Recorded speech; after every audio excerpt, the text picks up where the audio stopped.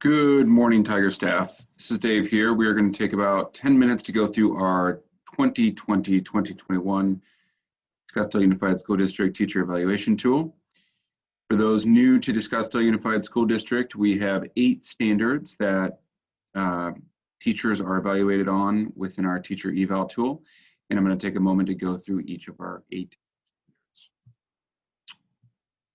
Standard 1 has to do with our expectations in the classroom.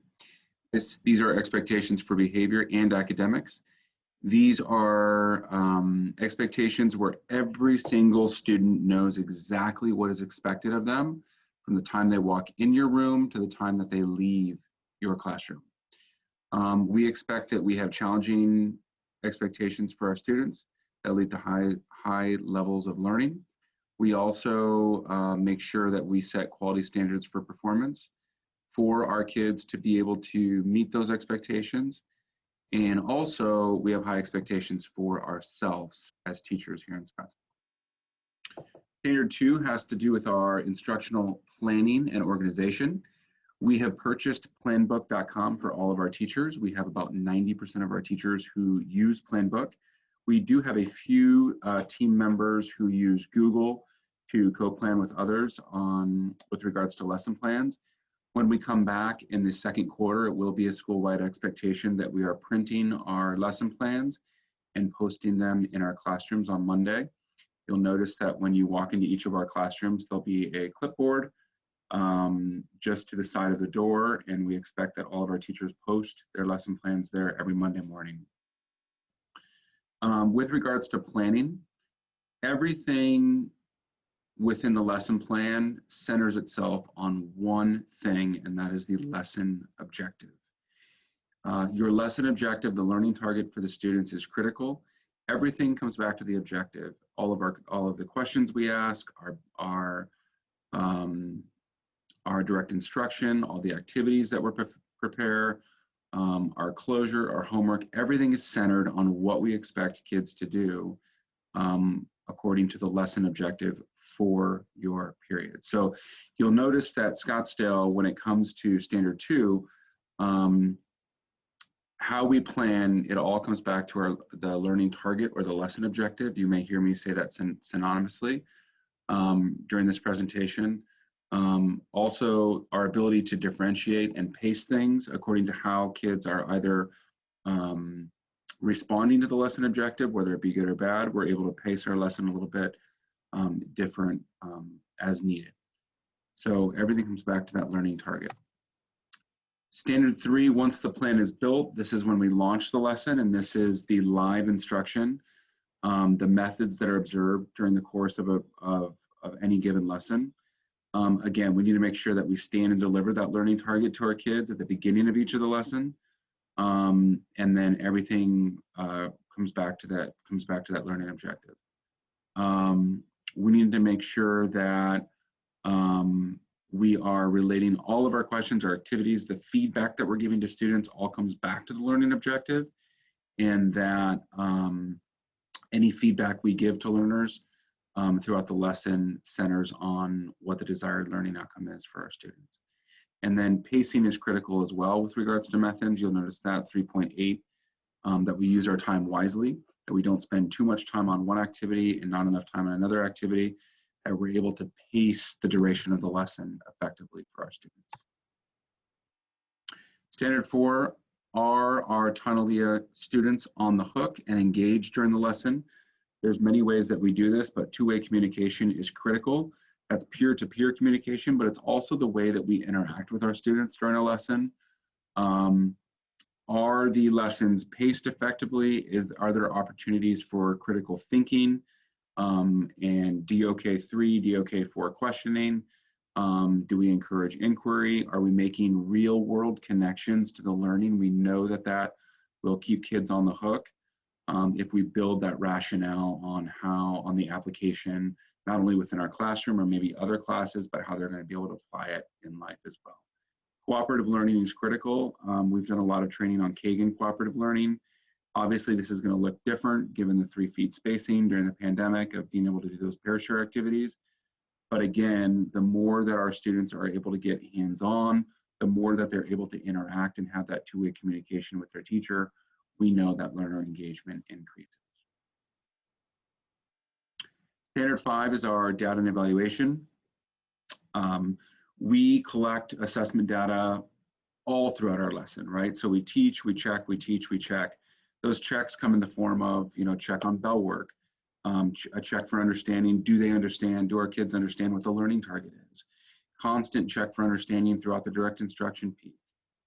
We check through understanding through different activities that we do, whether it be, a group activity or independent work activity for a student. We're constantly collecting data and checking for understanding as it ties to the learner objective. That data helps us plan for the next day and plan what the learner objective is going to be for the next day in terms of our pacing and how we're laying out our lessons for the week. So there's that small, formative, informal data that we collect throughout the week. There's also the big data, and we encourage our teachers to look into School City. School City provides some really powerful information on the academic history of a child that will help plan and deliver better lessons for our kids once we know what their present levels are. Also, iReady, using our math and our reading data via iReady as a tool to plan for instruction is critical as well. There's also a piece in Standard 5 that we make sure that we are able to report on a child's progress. We do that through Synergy and making sure that our grade books are up to date, but then also making sure that we are adhering to providing progress not only to our students, but to our parents in a timely fashion as well. Standard 6, probably one of my faves. This is our classroom community, the trust and relationships. One of my favorite quotes is that we're never going to be able to teach kids unless we reach kids. So making sure that we're building the trust, the respect, the culture, the community within your lesson is critical, but also being firm and fair on our classroom rules. Making sure that we teach what our expectations are in terms of our classroom rules, and that we as the teacher, we as the educator stay consistent and we follow through on consequences, both good, positive consequences and negative consequences. Making sure that we are making timely referrals to admin if there are office managed behaviors versus classroom managed behaviors. Making sure we're making timely referrals to the SEL team if there's social emotional concerns on a student. We're very lucky at Tunnellia to have a very talented team to be able to help our kids, not only in the Tier 1 setting, but the Tier 2 setting. So the referrals are critical as well. As we come back into school, this standard is so critical to reteach expectations, rebuild the trust, rebuild the social emotional supports in our room that our kids are desperately needing right now during the pandemic. This is a very critical standard to our success as we come back.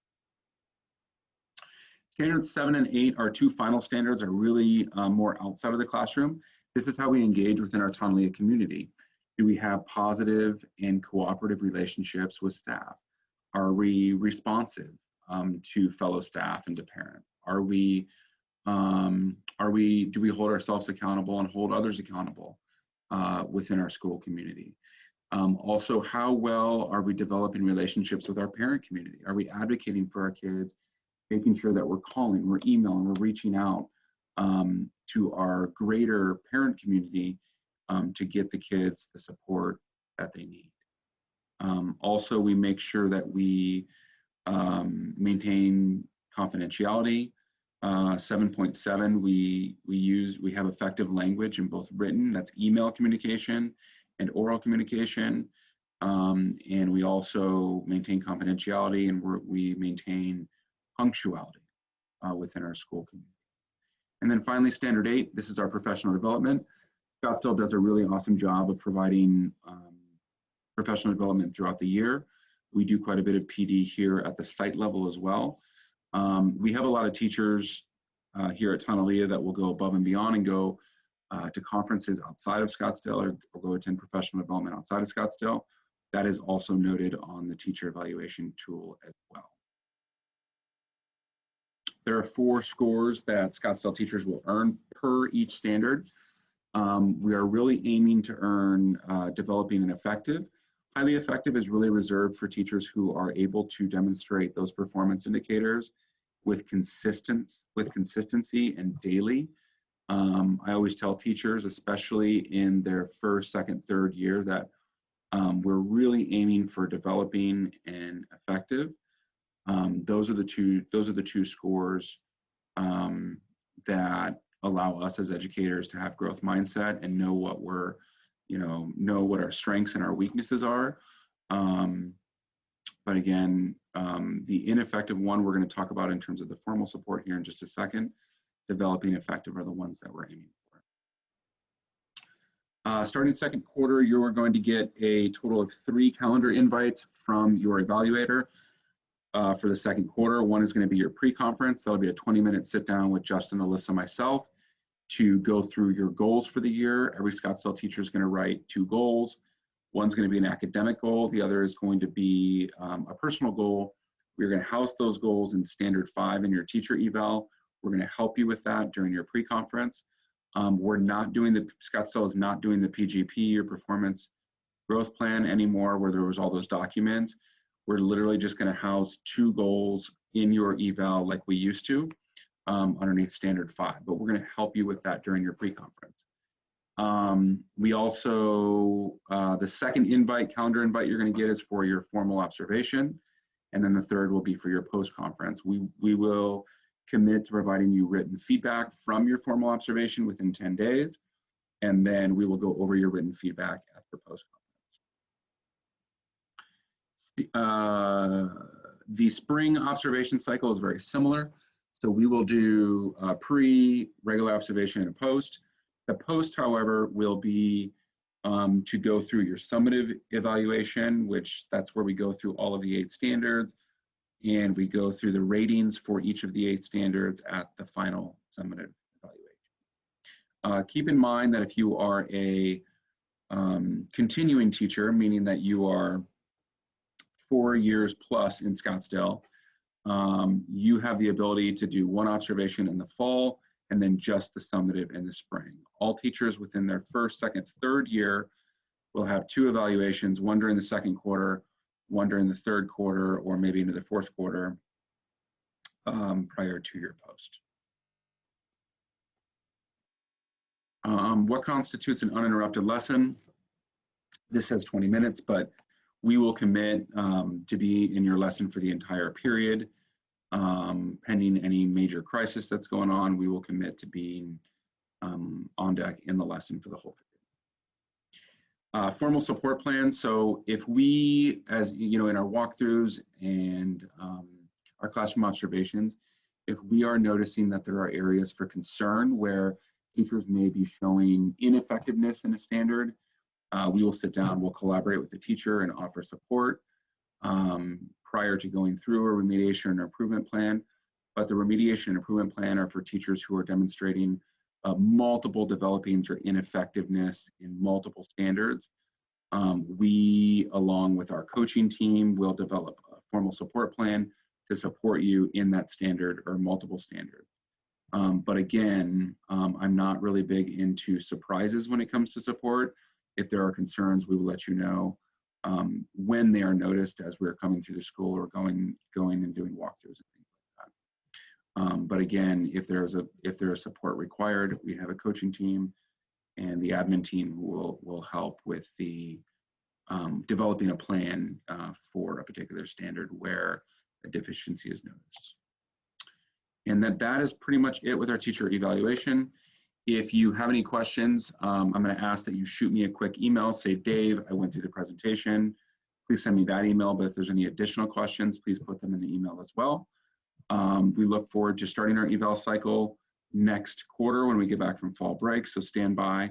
Again, you're going to be getting 3 invites for this fall, pre-observation post, and then for the spring as well, pre-observation post. So again, any questions, let us know, but shoot me a quick email after you finish watching this. We appreciate you taking the time.